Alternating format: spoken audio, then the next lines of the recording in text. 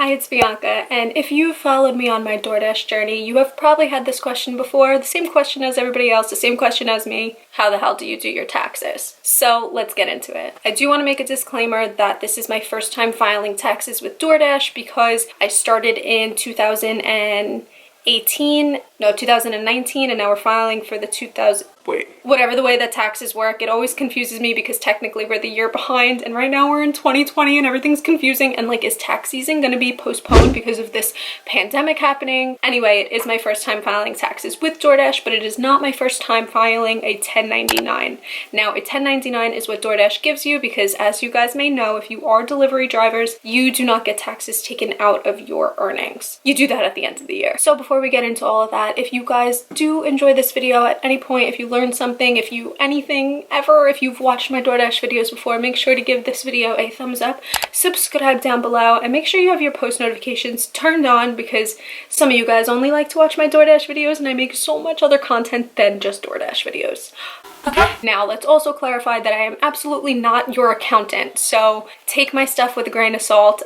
Go to your accountant if you probably more like on the money, because I don't own a house, I don't own property. So if you do own property, that's like a whole different spiel of taxes. My taxes are going to look so different than yours. Everybody's is always different. I'm not a mathematician, I am not an accountant, I am not a scientist. I am just a gal who thought a side hustle would be super cool. Now, I do know from a lot of the comments on my videos, you can either claim your mileage or you can claim your gas and your maintenance of your car. So these are two different things. If you think you drive more miles than you do spending money on gas and maintenance, then cool. If you have a lease, I guess, and you drive the car, mileage would probably be smarter. Again, I'm not an accountant, I'm just here to like put my piece. As for mileage and tracking your mileage, I know there are tons of apps out there. On a lot of my other videos, people always comment and recommend things, so if you want to dabble through those, otherwise I'll try to list some in the description below. And there are also other methods to saving receipts and to saving bookkeeping things like QuickBooks, and I know you could do things in Excel, but I'm kind of trying to be a little bit old-fashioned just because I still don't really get the gist of this. Hopefully from this video and all of the comments, we can all kind of help each other and not belittle each other. I am still learning, and taxes always, every single year since I'm like 17, 18 years old, are confusing. But in the meantime, I do save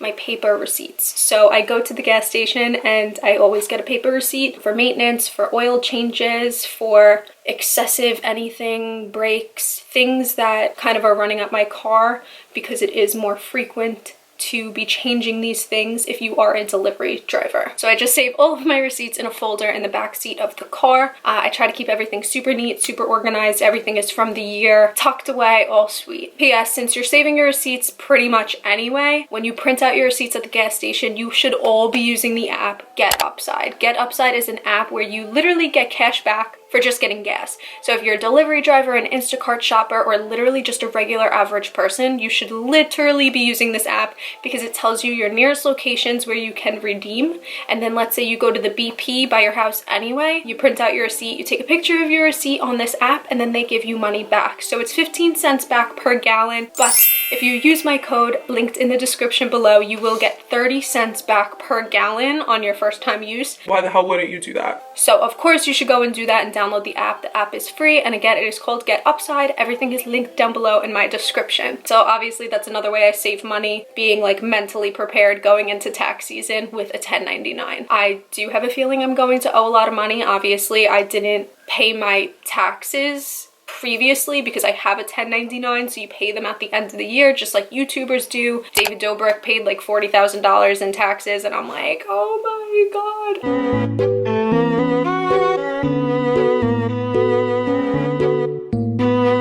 Obviously, I'm not going to be paying that much. I didn't make $40,000 on DoorDash. But some people do because it is their full-time job. So it's a lot to consider, making sure you have like savings and making sure you don't blow all your money. So anyway, I do think what is really helpful, maybe I should have done this, is I'm really good with my money. I do keep a big savings. I feel like for DoorDash specifically, I should have been taking money or cash tips or something during whatever and just putting it in an envelope and letting it accumulate over time so I could use that as a fallback, a cushion for tax season. And if you want to do that, if you're just getting started, maybe that's a good idea for you to do. Maybe putting it in a savings and letting it like build interest. There's no interest. Interest rates in banks are horrible, but I know there's a lot of online banks maybe that have better interest rates. Obviously right now in this crazy crisis we're going on, everything's kind of up in the air, so do with it what you will. Clearly, if you have a 1099, you will owe at the end of the year. So I just want to keep reiterating that. Also, if I were more understanding of how to do write-offs and how to put my expenses on the computer and figure it out, I know I mentioned QuickBooks, but I just know of it. I don't know how to use it. I would have filed on TurboTax like I have many times in the past, but when you have a 1099, you do have to pay for the extra program on TurboTax. So I would be technically paying for this extra program and then basically trying to file my taxes by myself, even though they do have live chat and everything. And I just didn't think it was worth it. I thought it was more worth it to just pay for a person to do it rather than pay for myself to do it, because I do not want to mess up. So I ended up giving my taxes to my uncle, who is an accountant, who has also done my taxes in the past when I have had 1099s from internships and grants and stuff like that. Obviously, I'm not going to disclose like crazy information, but I will let you know the process of stuff.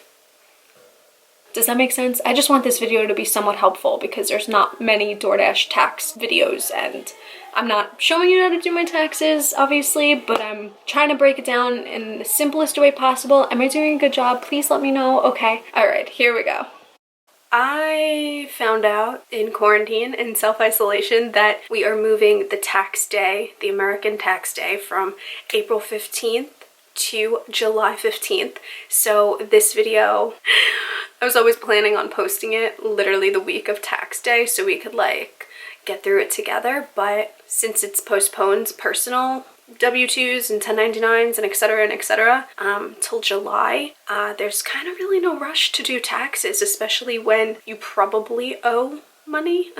But you know, then you could gather up your funds, especially because hello, we are all in quarantine living on probably our savings, and it's daunting to a lot of people. I understand a lot of people are struggling even to just like pay their rent and stuff like that, and it makes me really sad, but I'm glad that America realized that and moved tax day. So my conclusions for this video might follow up eventually, but I will say I did not receive my taxes back and how much I owe and things like that because obviously of the climate of what is happening. But my sister, who is an accountant, had a look at Jordan, who also does DoorDash and Postmates taxes, and we came to the conclusion that he's probably only going to owe $200 to $300, and I was shocked. I thought I was going to owe like thousands, to be honest, but also I do have other freelance jobs and stuff like that, so no tax form is alike if you want to gauge it that way with the deductions and things like that. And being a student and making under like $20,000, making under $15,000 or whatever the case is. We could discuss furthermore obviously in the comments and maybe closer when actual American tax day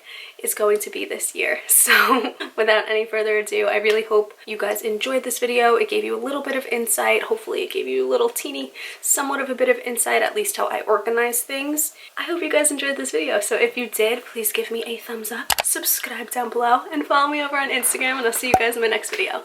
Bye!